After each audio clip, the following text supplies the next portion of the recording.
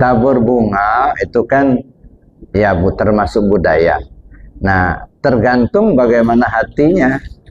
Kalau tabur bunga itu tujuannya meminta kepada selain Allah, ya menghormati mereka-mereka yang sudah gaib begitu.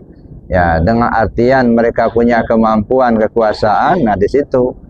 Jadi sirik tidak siriknya itu pertama tergantung di hati kita.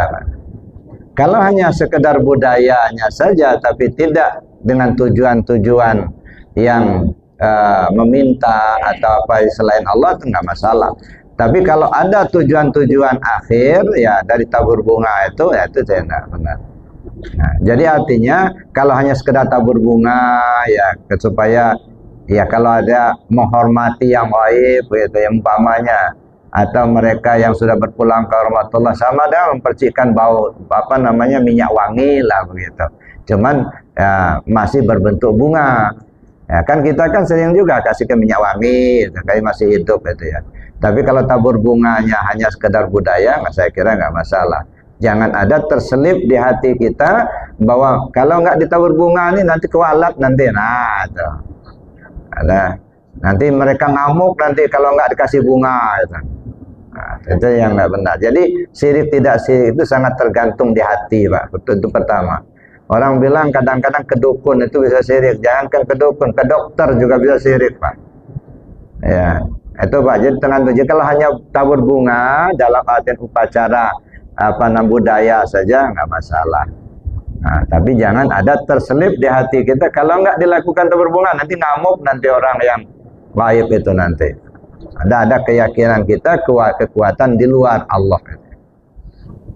Kalau dalam istilah tarekat itu ada namanya suluk. Suluk itu artinya suatu amaliyah yang dilaksanakan untuk membenahi hati.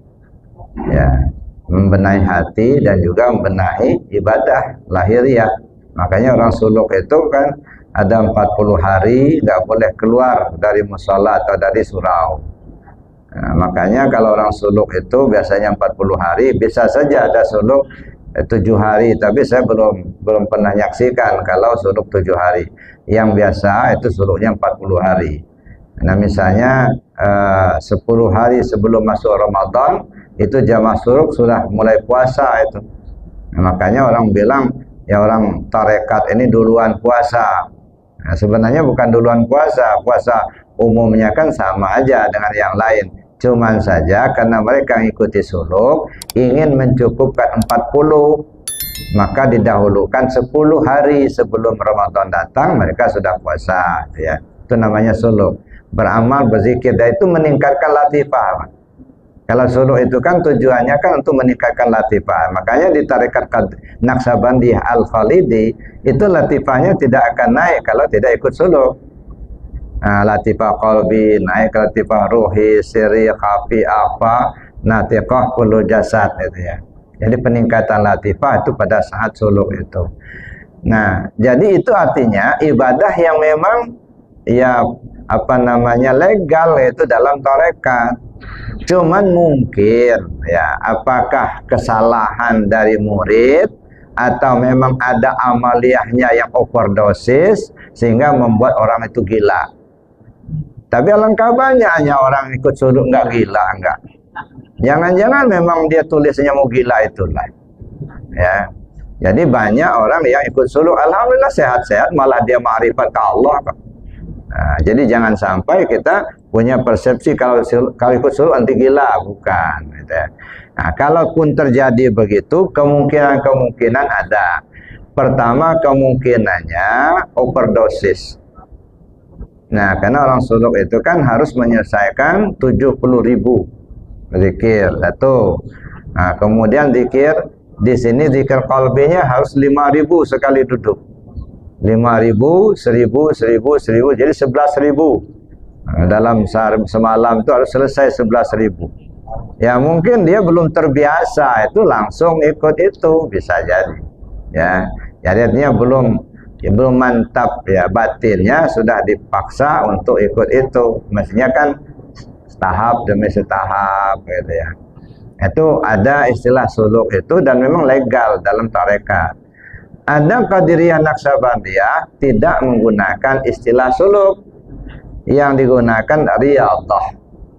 Nah, makanya dalam tarekat Qadiriyah Naqsabandiyah tidak menggunakan istilah suluk tapi riyadhah. Bedanya apa?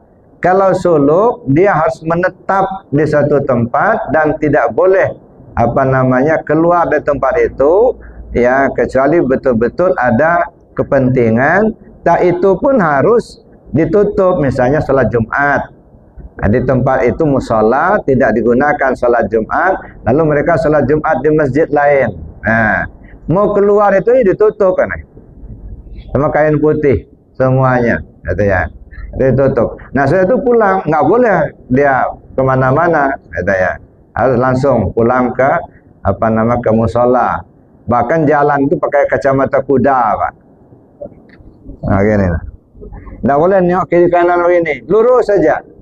Itu kacamata kuda, gitu ya. Nah, jadi itu, Pak. Jadi suluk itu bukan sesuatu yang aneh, bukan. Memang amaliyah dalam tarekat. Adapun ada orang gila kena suluk, jangan salahkan suluknya. Mungkin orangnya salah mengamalkan, gitu ya. Nah, ya harus hati-hati juga, ya. Dalam hal mengamal, bisa overdosis, bisa salah amalan, gitu ya. Lain yang diamalkan, lain yang diajarkan guru, gitu.